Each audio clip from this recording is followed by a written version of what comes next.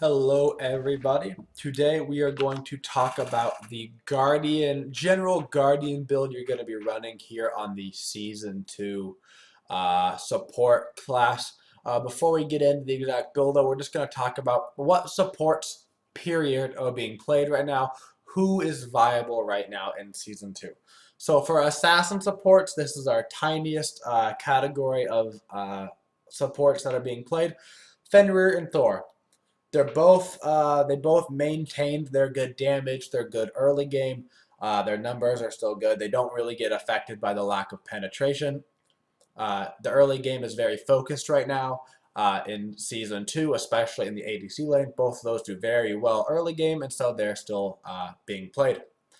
As far as warrior supports, in order, number one warrior support right now, you're looking at Guan Yu. Guan Yu is doing fantastic right now. His pen shred on his 3 is huge. His heal is huge. The cooldown helps him out a ton. Cavalry charge is amazing. Everything about him is great right now. Secondly, you're looking at Wukong. Wukong basically coming back into the meta a little bit here with this really aggressive nature of play. He does a lot of damage. He has good CC. He has high survivability. He's doing really good right now. And lastly, being played from the Warriors in the support role is Hercules.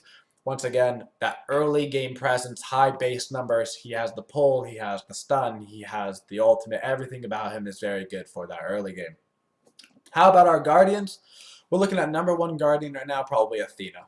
Why Athena? Athena benefits hugely from cooldown boots. Cooldown boots are what you should be picking up right now, and they are going to do a ton for you with your taunt. By the end of the game, you're probably going to be able to pick up another cooldown item, which means you're going to have 30 to 40% cooldown. You're getting your taunts off a lot. You're really tanky. Your passive is great for against physical characters, and physical characters are being played a lot. She is huge right now. Then you're looking at Geb, Sylvanas, Ares, and Ymir. So you still have a lot of options from Guardians, pretty much the same people as before. You can still play Sobek. He's a situational pick. He's not like an every game pick. The buff didn't really put him into the meta. He's just kind of there to pick maybe as a counter pick to Sylvanas or something.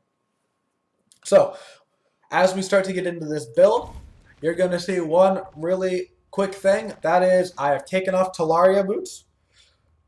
Since my warrior build, I was playing around with them. I have decided there is never a reason to get them over cooldown boots. Never ever. Always get cooldown boots whether you're playing warrior or guardian. No reason to get the Nikes. As well as for your starter item on guardian, you're always getting Mark of the Vanguard. So people have been asking me a lot, why aren't you getting Watcher's Gift? So for those who don't know, Watcher's got nerfed. So there's two reasons why we're not getting it. One, it doesn't have HP 5 and the MP 5 on it like it did before, which is a huge nerf to it, and that's one of the reasons why we're not getting it. The second reason why we're not getting it, and this is another big reason, there's no more Midas boots in the game, so we don't need the extra 100 to 150 gold we're getting from Watchers in order to get us our early Midas, and then our early Midas, we had an extra 200 gold from that, gave us our early Sovereignty. We're not picking up Sovereignty. You don't need any of that chain to happen. You don't need Watcher's Gift. Get Mark of the Vanguard, you're going to be tankier.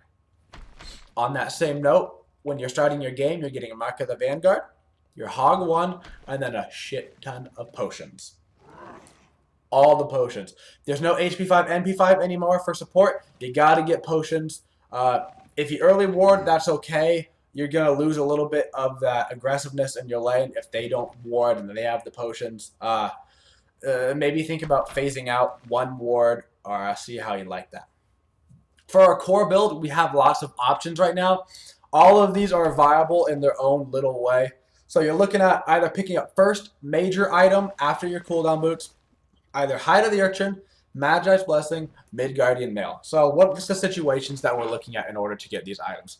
Mid-Guardian Mail is cheap. It gives physical protection and health.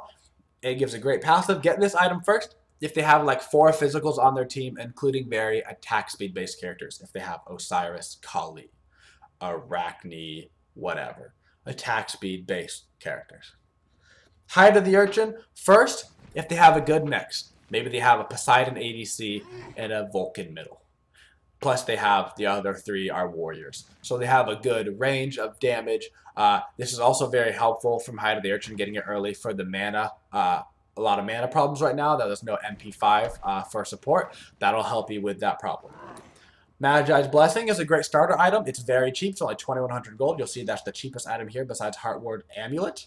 Uh, Gives you good health. The protections are okay. It's mainly about that crowd control reduction that you're getting early into the game. You can have this done by like 10 minutes. That's going to help you out a lot. That's also an option to go into.